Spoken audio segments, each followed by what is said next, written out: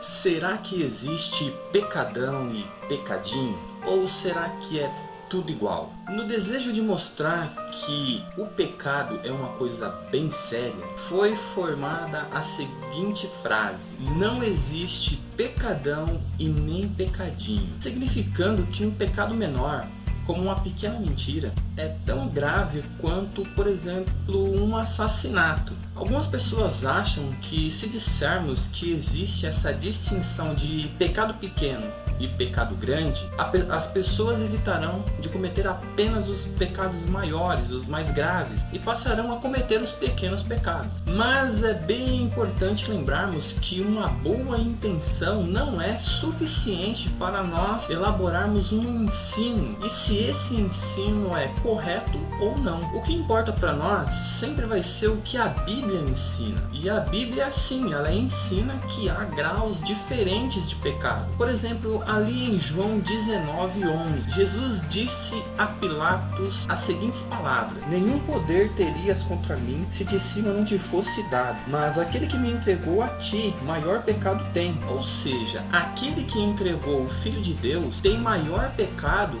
do que o julgamento injusto que o próprio Pilatos cometeu contra Jesus. Então aqui nós vemos uma distinção de pecado grave, um pecado maior, um pecadão, e um pecadinho. Então aqui mostra para nós claramente uma distinção de pecado. Outro exemplo se encontra ali em 1 João 5:16 e 17. Olha o que diz o texto: se alguém vir pecar seu irmão, pecado que não é para a morte, orará, e Deus dará a vida àqueles que não pecaram para a morte.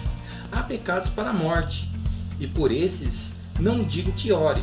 Toda iniquidade é pecado, e há pecado que não é para a morte. Então veja, essa passagem aqui, ela está dizendo sim que existem pecados piores uns do que os outros pecados. Então há uma distinção de pecado grave e de pecado não grave, pecado pequeno e pecado grande. Olha o que o próprio Jesus ensina em Mateus 23:24.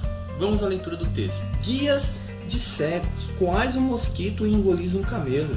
Veja essa linguagem, essa figura de linguagem que Jesus está usando. Um mosquito e um camelo, algo minúsculo, pequeno, e algo grande. Ele estava dizendo ali que eles estavam coando um mosquito e engolindo um camelo. Então o ensino de Jesus é claro, existe sim pecados pequenos e pecados grandes. Bom, esses são apenas alguns exemplos que temos nas Sagradas Escrituras para embasarmos o nosso ensino, e não apenas uma boa intenção como foi usada na seguinte frase: não há pecados pequenos nem grandes.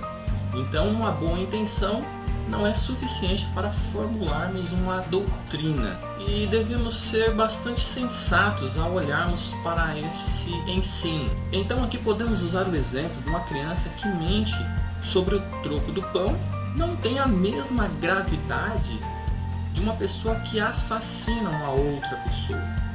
Então, nós podemos usar esse exemplo para dizer sobre os pecados pequenos e pecados grandes. Mas também é bem importante nós frisarmos que eu não estou defendendo o pecado, pois nós sabemos que tanto os pequenos pecados e os grandes nos afastam de Deus. Então, os pequenos pecados nos afastam de Deus e abre lugar para a nossa vida para os pecados maiores. Assim como Spurgeon certa vez disse que os pequenos pecados são como aqueles pequenos ladrões que entram pelas janelas e abrem a porta para os ladrões maiores entrarem. Assim é os pequenos pecados em nossas vidas. Não estou defendendo o pecado, apenas dizendo aquilo que a própria Bíblia nos ensina, que sim, existe distinção de pecado pequeno e pecado grande. Por isso devemos combater todo tipo de pecado, seja ele pequeno ou grande, pois todos os pecados são infinitamente condenáveis diante de Deus. Mas jamais podemos negar então a existência dessa doutrina de pecado grande e pecado pequeno. Existe sim, e a Bíblia ensina e Jesus ensina também.